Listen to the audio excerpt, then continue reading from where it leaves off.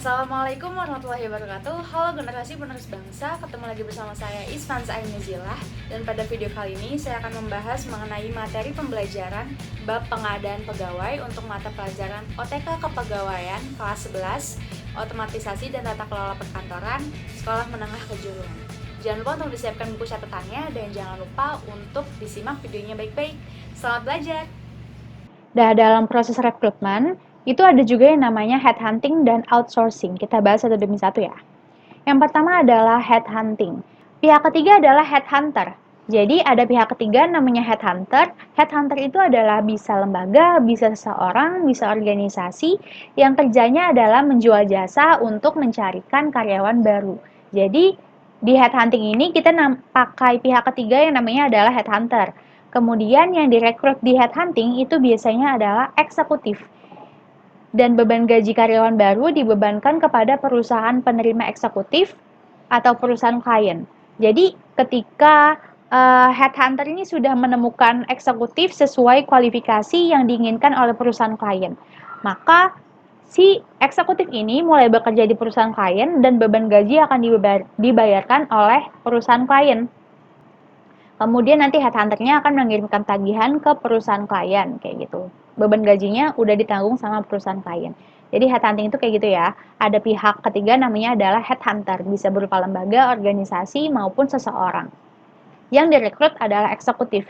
Bedanya dengan outsourcing adalah alih daya. Pegawai yang terdaftar di perusahaan outsourcing atau perusahaan alih daya akan dialih dayakan ke perusahaan lain. Beban gajinya dibayarkan oleh perusahaan alih daya atau perusahaan outsourcing. Terus perusahaan kliennya enak dong Bu, dapat karyawan baru, terus nggak bayar gaji juga. Nggak kayak gitu konsepnya ya. Jadi walaupun beban gaji tetap dibayarkan oleh perusahaan outsourcing, tapi perusahaan klien itu akan menjadi nasabah perusahaan outsourcing. Dan perbedaan yang menonjol adalah kalau headhunting yang dicari adalah eksekutif, outsourcing itu adalah karyawan. Biasanya seperti OB, atau cleaning service, atau satpam, atau karyawan biasa lainnya gitu. Dan headhunting dan outsourcing adalah dua jenis cara untuk melakukan pengadaan pegawai di samping proses yang tadi yang terbuka dan tertutup. Bisa juga dilakukan dengan headhunting dan outsourcing. Oke, selanjutnya adalah seleksi. Seleksi adalah proses memilih salah satu atau sejumlah pelamar dengan mempergunakan kriteria seleksi. Setelah proses rekrutmen, maka dilanjutkan ke proses seleksi. Di sini saya note, memilih salah satu atau sejumlah pelamar. Jadi dengan adanya kualifikasi yang telah ditentukan, dengan adanya proses rekrutmen, kemudian ada beberapa prosesnya, dari apa yang tadi yang pertama ya, yang ada selection process dan user process, mulai dari sourcing process, kemudian selection process sampai user process. Setelah itu dilakukan, kita masuk ke tahap seleksi untuk memilih salah satu atau sejumlah pelamar dengan mempergunakan kriteria seleksi.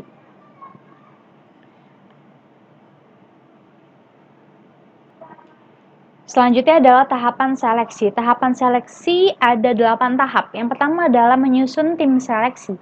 Jadi yang menyeleksi itu bukan sembarang orang atau sembarang pihak gitu ya. Jadi ada beberapa orang yang memang ditunjuk untuk menjadi tim seleksi untuk menentukan atau untuk memilih mana pegawai yang pantas untuk bekerja di perusahaan kita gitu.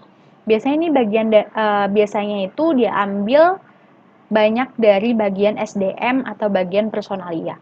Kemudian yang kedua adalah menyusun kriteria seleksi seperti kriteria administratifnya yang kayak gimana, tes-tesnya yang kayak gimana, dan wawancaranya seperti apa gitu.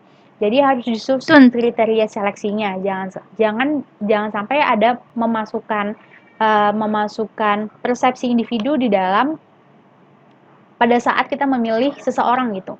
Jadi harus disusun dulu kriteria seleksinya seperti apa, kemudian nanti dihitung atau diperhitungkan dengan yang sudah dia lakukan dari berkas administratifnya ataupun tes yang sudah dilakukan ataupun hasil wawancaranya. Kemudian yang ketiga adalah menabulasi data pelamar. Menabulasi itu artinya adalah memilih-milih. Mana nih yang oke, mana nih yang kurang oke. Yang keempat adalah seleksi administratif.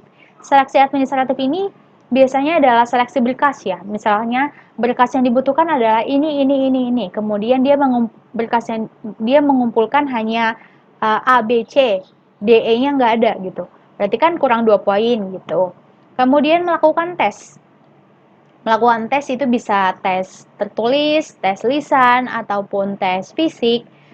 Yang keenam adalah wawancara. Wawancara bisa dilakukan secara tatap muka langsung, seperti yang tadi sudah dijelaskan, ataupun bisa juga dilakukan secara daring. Kalau misalkan lagi pandemi corona gini, wawancara itu biasanya secara daring.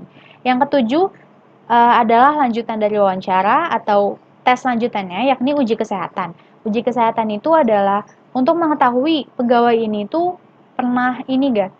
Biasanya kalau uji kesehatan kan melampirkan surat keterangan bebas narkoba gitu. Jadi uji kesehatan itu untuk mengetahui apakah pegawai ini pernah memakai obat-obatan terlarang atau tidak, apakah pegawai ini tuh sehat jasmani dan rohani atau tidak, seperti itu. Dan yang kedelapan, tahap terakhir adalah pengumuman. Poin yang ketiga adalah pengangkatan, orientasi, dan penempatan. Pengangkatan, orientasi, dan penempatan. Ada 4 langkah untuk poin ini, yakni jika dia sudah lulus seleksi, maka dia akan tanda tangan surat pengangkatan sebagai pegawai di perusahaan. Kemudian pegawai itu akan diorientasi. Orientasi itu apa sih, Bu? Orientasi itu seperti perkenalan. Biasanya bisa juga diisi dengan pelatihan ataupun training. Setelah diorientasi, biasanya training itu berlangsung 1-2 minggu. Kemudian dia akan ditempatkan di posisi yang diinginkan dan di posisi yang sesuai dengan kualifikasinya. Maka dia sudah bisa bekerja di perusahaan. Gitu.